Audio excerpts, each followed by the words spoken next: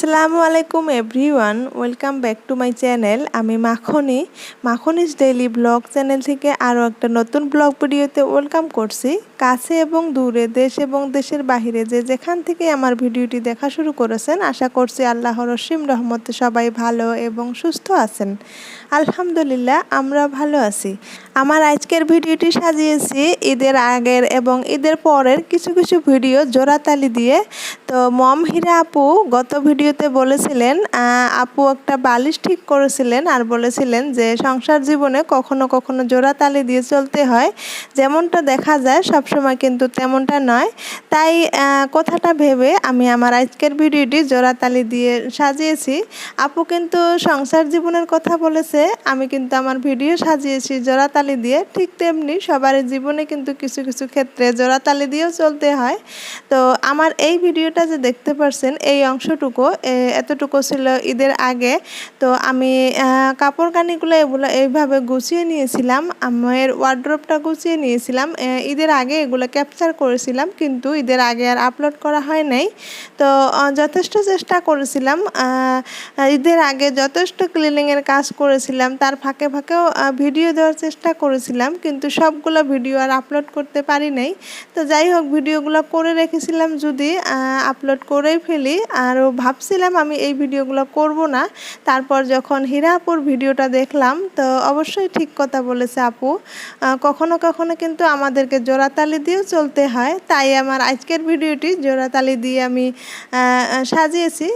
তো আশা করছি আমার আজকের ভিডিওটি আমার সকল আপু ভাইয়া এবং আঙ্কেল আন্টিদের কাছে ভালো লাগবে। তো এইভাবে মেয়ের কাপড়গুলো সুন্দর করে মেয়ের ওয়ার্ড্রপের ভিতরে গুছিয়ে রেখেছিলাম, আর বাকি আমাদের কাপড়গুলো এলোমেলো হয়েছিল, সেগুলোও কিছুটা গুছিয়ে গুছিয়ে রেখে দিয়েছিলাম। তো যাই হোক, এখানে আমি কাজ করতেছি আর আমার মেয়ের তামসা দেখেন, সে কিন্তু তার বাবার সঙ্গে খেলছিল। যখন দেখছে আমি এগুলা কাজ করছি, তখন তার মাথায় এটা বুদ্ধি এসে গেল যে সেখানে যায় কি দুষ্টামি করা যায়। তো এখানে উঠে দাঁড়াবে, তো কি করব, এইভাবে তাকে দাঁড়িয়ে দিলাম। তো এইভাবে এখানে খেলা শুরু করছিল। আমি তাকে বলছিলাম তোমার আঙ্কেল আন্টিদেরকে একটু আদর দিয়ে দাও। তারপর দেখেন, তো তার আদর আপনাদেরকে একটু দিয়ে দিল। তো যাই হোক, এইভাবে কিন্তু আপনাদেরকে আদর দিয়ে দিল। তো যদি আমার ভিডিওটি দেখা শুরু করেছেন, প্লিজ ভিডিওটিতে একটা লাইক দিয়ে ভিডিওটি কন্টিনিউ করবেন। আর যদি আমার চ্যানেলে আজ নতুন হয়ে থাকেন, তো আমার চ্যানেলটা সাবস্ক্রাইব করে নিয়ে আমার সঙ্গেই থাকতে পারেন। পাশে থাকা বেল বাটনটা ক্লিক করে দিবেন, এতে করে নিত্য নতুন ভিডিও আপলোড করার সঙ্গে সঙ্গে আপনাদের ওখানে নোটিফিকেশন পৌঁছে যাবে। আপনারা সময় সুযোগ মিলিয়ে আমার ভিডিওটা দেখে নিতে পারবেন। তারপর এইটা হলো ঈদের পরের দিন। তো ঈদের পরের দিন শাশুড়ি মাকে নিয়ে এইভাবে রেস্টুরেন্টে গিয়েছিলাম একটু ঘোরার জন্যে। বাসায় যেহেতু খাবারের অভাব নাই, তারপরেও কিন্তু একটু ভিন্ন ধরনের খাবার খাওয়ার ইচ্ছা গিয়েছিল। তো যাই হোক, শাশুড়ি মাকে নিয়ে একটু বেরিয়েছিলাম। তো আমাদের মা এবং শাশুড়ি মারা তারা কিন্তু রেস্টুরেন্টে যেতে চায় না, তারা কিন্তু রেস্টুরেন্টের খাবারও খেতে চায় না, কিন্তু আমরা সবসময় খেয়ে থাকি। তো ভাবলাম এইবার নিয়ে যাই, তাদেরকেও একটু এগুলা খাওয়া শেখানো দরকার। তো যাই হোক, এইবার নিয়ে এসেছি। তো শাশুড়ি আম্মা কি খেতে পারবে সেই দিকটা লক্ষ্য রেখেই কিছু খাবার অর্ডার করা হয়েছে। আর এদিকে বাপ বেটি দুইজনে যুদ্ধ লাগিয়েছে। তো মেয়ে কিন্তু দোকান থেকে ডক্টর সেট কিনে নিয়ে এসেছে, তো সেটা নিয়ে এসে এখানেই খুলে তো খেলা আরম্ভ করে দিয়েছে। আর বাচ্চাদের কথা কি আর বলবো, তারা তো যেখানে যায় সেখানেই বাড়ি। তো যাই হোক, এখানে কিছু নান রুটি অর্ডার করা হয়েছে, পনির বাটার মশলা, আর হলো পিৎজা অর্ডার করা হয়েছে। তো মাশাআল্লাহ, পনির বাটার মশলা আর নান রুটি কিন্তু শাশুড়ি আম্মা খেয়েছে। তো বাহিরে কিন্তু একদমই খেতে চায় না বাহিরের খাবার, আজকে কিন্তু মাশাআল্লাহ আমরা খাবারের জন্য নিয়ে এসেছি, খেয়েছে। তো যাই হোক, এইটাই হয়তো লাস্ট জেনারেশন যারা নাকি রেস্টুরেন্টে এসে রেস্টুরেন্টের খাবার খেতে চায় না। তো তারা কিন্তু জাঙ্ক ফুড খেতে পছন্দ করে না, তারা ডিভাইসের বিষয়ে খুব বেশি জানে না। যারা তাদের নাকি একটা ইউটিউব চ্যানেল নাই, তাদের ইনস্টাগ্রাম নাই, হয়তোবা এখন সময়ের কালক্রমে কিছু ফেসবুক খুলে কিছু কিছু মায়েরা কিন্তু ফেসবুক করে। তো যাই হোক, তারা ফেসবুক করলেও কিন্তু তাদের ফেসবুকের বিষয়ে খুব বেশি জানে না। তো যাই হোক, আমরা কিন্তু সেই জেনারেশন চলে আসলাম যাদের একটা ইউটিউব চ্যানেল আছে, ফেসবুক, ইনস্টাগ্রাম, হোয়াটসঅ্যাপ সব কিছুর বিষয়ে কিন্তু আমরা জানি। তো যাই হোক, আমরা কিন্তু আমাদের বাচ্চাদেরকে রেস্টুরেন্টে নিয়ে এসে খাবার শেখাই, কিন্তু আমাদের মায়েদেরকে আমরা সন্তান হয়ে রেস্টুরেন্টে নিয়ে যায় খাবার শেখানো হয়। তো যাই হোক একটানা 15 দিন বৃষ্টি হওয়ার পর এই তো দেখেন এগুলো কি অবস্থা। তো আমাদের এখানে কিন্তু একটানা 15 দিন বৃষ্টি হয়েছে। ঈদের দিন খুব বৃষ্টি হয়েছিল। ঈদের কাজকর্ম কিন্তু অনেকেই কষ্ট করে করেছে। তো যাই হোক বৃষ্টি হওয়ার পর এই কাপড় কানিগুলোর এই অবস্থা হয়েছিল, সেগুলো শুকিয়ে নিয়ে ঈদের কাজকর্ম গুছিয়ে নিয়ে আমি ঈদের 5ম দিনে চলে এসেছি কিন্তু বাবার বাড়ি। একটানা 15 দিন বৃষ্টি হওয়ার পর চারদিকে খালি পানি আর পানি। তো আমাদের এখানে বন্যাও শুরু হয়ে গিয়েছে, কিছু কিছু বাসায় কিন্তু পানিও উঠেছে। তো যাই হোক আমি আপনাদেরকে একটু দেখিয়ে দিলাম চারদিকে পানি আর পানি। তো এই সন্ধ্যাবেলা মাগরিবের আগের মুহূর্তে আমার হাজবেন্ড আর কি আমাদেরকে নিয়ে আসছে। তো চলে আসলাম বাবার বাড়ি। তো আমি কিন্তু ইতিমধ্যে চলেও এসেছি, 2 দিন হয়ে গিয়েছে। তো এই তো আমি কিন্তু বাড়ি পেয়ে গেলাম। তো বাবার বাড়িতে এসে তো আমার মেয়ে তার মায়ের সঙ্গে কিন্তু খেলা শুরু করে দিয়েছে। তো এখানে আসলে তার খালি খেলা আর খেলা। তো একটানা 15 দিন বৃষ্টি হওয়ার পর এখন কিন্তু প্রচণ্ড রৌদ্র, এখন কিন্তু প্রচণ্ড গরম। এই গরমও আবার সহ্য করা যাচ্ছে না। তো যাই হোক আমি এসে কাপড়গুলো ব্যাগ থেকে নামিয়ে নিচ্ছি। আর এদিকে আমার মেয়ে দেখেন তো পাউডার পেয়েছে, তো পাউডার নিয়ে সে কিন্তু খেলা শুরু করেছে। তো এইভাবে খেলতে খেলতে পাউডার কিন্তু চোখের ভিতরে গিয়েছিল, চোখ কিন্তু একটু ফুলেও গিয়েছিল। তো আসলে বাচ্চারা কি বলবো, যেটা পায় সেটা নিয়েই খেলা শুরু করে। তো আমি কাপড়গুলা এই আলমারিতে গুছিয়ে রাখছি। তো এই আলমারিটা আমাদের মা বেটির সবসময় খালি থাকে, আমরা যখন আসি তখন আর কি কাপড়গুলো দিয়ে আর কি ভরে যায়। তো আমি কাপড়গুলো গুছিয়ে রাখছিলাম আর একটু ভিডিও করছিলাম। অন্যবার কিন্তু আমার বোন হুড়মুড় করে কাপড়গুলো বের করে গুছিয়ে দেয়। তো আমি তাকে বললাম তোকে করতে হবে না, আমি করব এবার, তো আমার ভিডিও করতে হবে। তো যাই হোক এখানে আবার আম্মা কিছুটা পিঠা বানাচ্ছিল।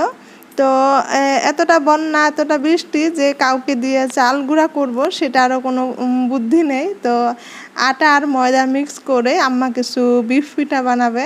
তো বিফ পিঠা কিন্তু এই সময় কিন্তু খেতে ইচ্ছা করে। আমার ছোট্ট চ্যানেলটাতে অনেক নতুন নতুন আপু আমার এখানে কিন্তু অ্যাড হচ্ছেন, সুন্দর সুন্দর কমেন্টও করছেন।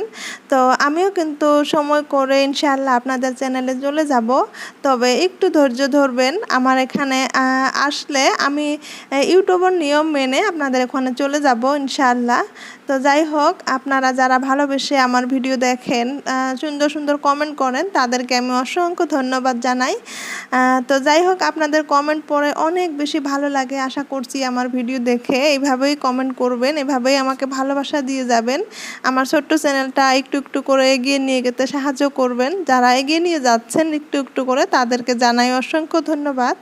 তো এখানে মাংস কিছুটা প্রেশার কুকারে দিয়ে নরম করে নিয়ে হাত দিয়ে ছাড়িয়ে নেওয়া হলো। তারপর এখন পেঁয়াজ দিয়ে ভাজা হবে কিছুটা মশলা দিয়ে। তো খুব সুন্দর করে ভাজা হয়েছিল।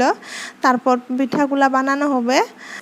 এদিকে আম্মা রুটিগুলা বানিয়ে দিচ্ছিল আর আমি এইভাবে পিঠাগুলা বানাচ্ছিলাম। তো খুব গরম যেহেতু, তো পিঠাগুলা আর সীমা পিঠা বানানো হয় নাই বা কুলি পিঠা বানানো হয় নাই। আমি একটা করে রুটি দিয়ে একটা রুটির ভিতরে এভাবে কেটে কেটে ভরিয়ে দিয়েছিলাম, যাতে একটা খেলে 3টা খাওয়ার মতো হয়ে যায়। তো সেই জন্যে আর বেশি কষ্ট করা হয় নাই। তো আমি এইভাবে নেমকির মতো করে তো ভিতরে বিফ ভরিয়ে তারপর রুটিটা এইভাবে উল্টে পাল্টে দিয়ে সুন্দর করে নেমকির মতো করে বানিয়েছিলাম। তাতেও কিন্তু খুব টেস্ট হয়েছিল, তো খুব মজা হয়েছিল। তো এইভাবে উল্টে পাল্টে দিলে কি হয়, 2 ফালে 2টা করে ভাজ হয়, তো খুব সুন্দর হয়। এতে করে আমি কিন্তু সাইডগুলা একটু তেল দিয়ে দিয়ে সুন্দর করে চেপে চেপে দিচ্ছি, এতে করে ভাজার সময় ভেঙে যাবে না। তো এইভাবে অনেকগুলা পিঠা বানানো হয়েছিল, আমরা কিন্তু সবাই খুব মজা করে খেয়েছি। তো যাই হোক এই তো এইভাবে আমি চাকু দিয়ে একটা সাইড কেটে নিয়েছিলাম। তারপর বিফ ভরিয়ে এই দিকে একবার উল্টিয়ে দিয়েছি, তো অন্য দিকে একবার উল্টিয়ে দিয়েছি। তো যাই হোক আমার সকল আপুরা কিন্তু খুব সুন্দর সুন্দর পিঠা বানাতে জানে, অনেক কিছুই বানাতে জানে। আমি কিন্তু সেভাবে কোনো কিছুই রেসিপি আপনাদের সাথে শেয়ার করতে পারি না, সেইভাবে সময়ও হয় না। তো যাই হোক যতটুকু করেছি ততটুকুই আপনাদের সাথে শেয়ার করলাম। তো আমার ভিডিওটি একদম প্রায় শেষের পর্যায়ে চলে এসেছি। তো আমার ছোট্ট চ্যানেলটি যারা ভালোবেসে আমাকে ভালো লাগা দিয়ে আমাকে এই চ্যানেলটা এগিয়ে নিয়ে যেতে সাহায্য করছেন, যাদের ভালোবাসায় আমি চ্যানেলটা খুব কষ্ট করে ভিডিও দেওয়ার চেষ্টা করি। 2-3 দিন পর পর হলেও আমি সুন্দর করে একটা ভিডিও সাজিয়ে নিয়ে আপনাদের সাথে উপস্থাপন করার চেষ্টা করি। আশা করছি আমার সকল আপু ভাইয়াদের কাছে ভালো লাগবে। তো যাই হোক, আমি এইভাবে পিঠাগুলো বানিয়ে তারপরে ভেজে নিচ্ছিলাম। তো উল্টে পাল্টে ভেজে নেওয়ার পর খুব সুন্দর হয়েছিল।